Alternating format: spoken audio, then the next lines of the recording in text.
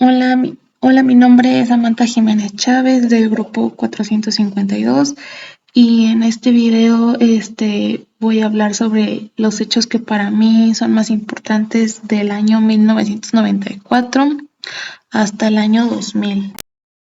El 1 de enero de 1994 tuvo lugar un levantamiento rebelde en el estado mexicano de Chiapas por el Ejército Zapatista de Liberación Nacional, o sea, el EZLN.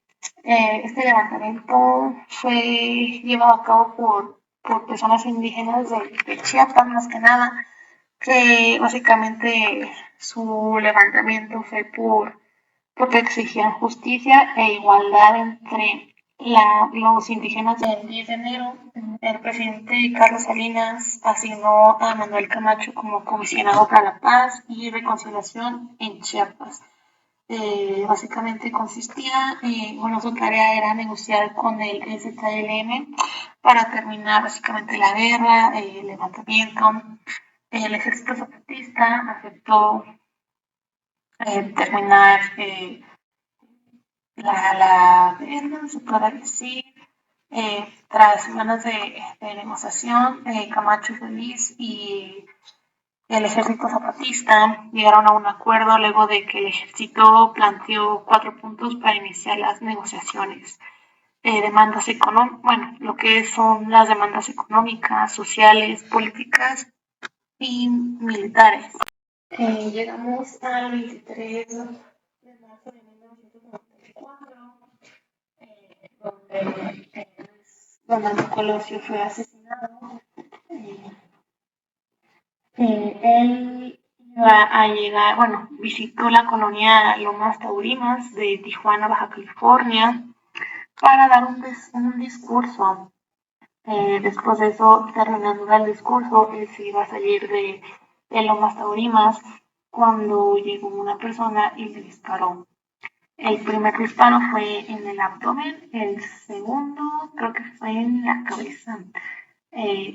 Fue llevado inconsciente a urgencias del Hospital General. Básicamente, sí, el 23 de marzo falleció. El presunto autor de los disparos fue identificado como Mario Alberto Martínez. Él supuestamente había dicho, hizo un libro o algo parecido diciendo del por qué mató a Luis Donaldo, que tenía una ideología de que al cumplir 65 años del PRI, iba a asesinar al candidato que estuviera en ese tiempo.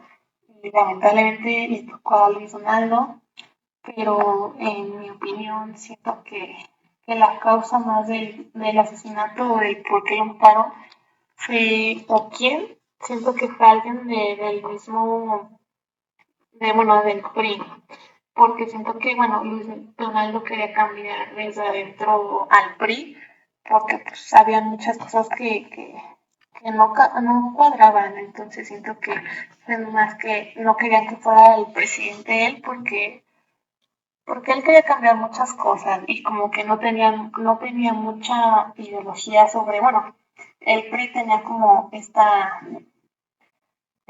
imagen de que tienes que ser priista y para ser priista tienes que creer en lo que dice el PRI y Luis Donaldo no tenía esa ideología y siento que por eso fue más, lo asesinaron, pero pues como tal, así de que, ¿por qué causas o quién fue exactamente? O sea, quién fue Mario Alburto, pero siento que pues, la causa en sí no se sabe, pero en mi opinión siento que fue más, fue porque quería cambiar al PRI desde adentro. Luego todo esto de lo que pasó del asesinato de Luis Donaldo Colosio ocurrió en marzo. Ernesto Zedillo fue designado candidato sustituto por el PRI el 29 de marzo. Y todo esto para decidir que él fuera el candidato del PRI, como que hubo muchas disputas entre varias personas sobre si ponerlo o no ponerlo, porque era muy, pues, los momentos y el por qué tenía que poner un candidato así de la nada, como que era muy abrumador, entonces como que había de si sí o si no, pero como era como muy amigo, bueno, sí como era muy amigo o estaba muy cercano al líder Donaldo Colosio, lo pusieron a Ernesto Zedillo como candidato al final. Después de las elecciones y todo lo que conlleva eso, el 1 de agosto del 2024 Zedillo gana la presidencia. Y siento que, bueno, en todo el lapso de las elecciones, siento que usó mucho su su amistad con Colosio, porque siempre dice que cuando él fuera presidente, él iba a aclarecer todo el crimen que pasó Luis Donaldo, que iba a investigar mucho pues al final jamás se logró, no logró esclarecer jamás el crimen de Colosio. Eh, o sea, siento que fue más como chantaje sentimental hacia la sociedad que pues básicamente querían mucho a Colosio y bueno, en sentido de cuando estuvo en las elecciones y como candidato, siento que usó mucho eso como para ganarse a la sociedad para que lo votaran a él como futuro presidente de la República, cosa que se logró y eh, Cedillo Ponce de León se convirtió en presidente utilizando como excusa Armando Colosio. Después de todas las elecciones y bueno, todo lo que conlleva, el 21 de agosto, Cedillo cede a la presidencia.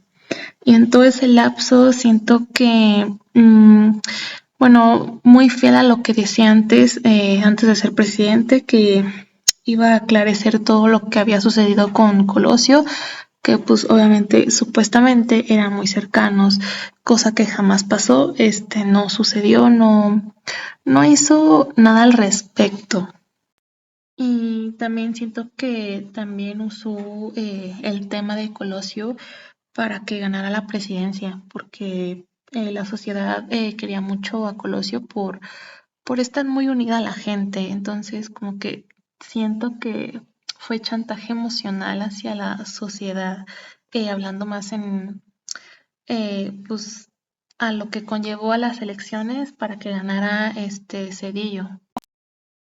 Ya hablando de 1995, el 15 de enero, Esteban Moctezuma, entonces secretario de Gobernación, se reúne en la selva de la Candona con el subcomandante Marcos, quien era líder de la EZLN, con quien acuerda medidas de distensión para propiciar el diálogo. El 9 de febrero del mismo año, el gobierno federal revela la identidad de Marcos y ordena su captura.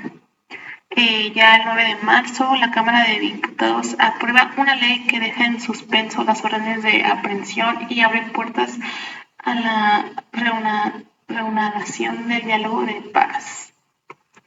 Ya el 22 de abril inician los diálogos de paz de San Andrés Larraizán. Bueno, básicamente, los representantes del gobierno de Cedillo y el ejército zapatista firmaron los acuerdos sobre los derechos y cultura indígena. Primer y único documento firmado entre las partes. Con estos acuerdos se buscó básicamente garantizar una nueva relación entre los pueblos indígenas del país, la sociedad y el Estado. Los acuerdos comprometían al gobierno federal a enviar a las cámaras legislativas las iniciativas de reformas constitucionales para el reconocimiento de los pueblos indígenas, como los de Chiapas. El EZLN planteó un nuevo marco jurídico que contemplara el reconocimiento de los derechos de los pueblos indios. De esto, se habla más que nada, no hablaban de derechos individuales de las personas, sino derechos colectivos.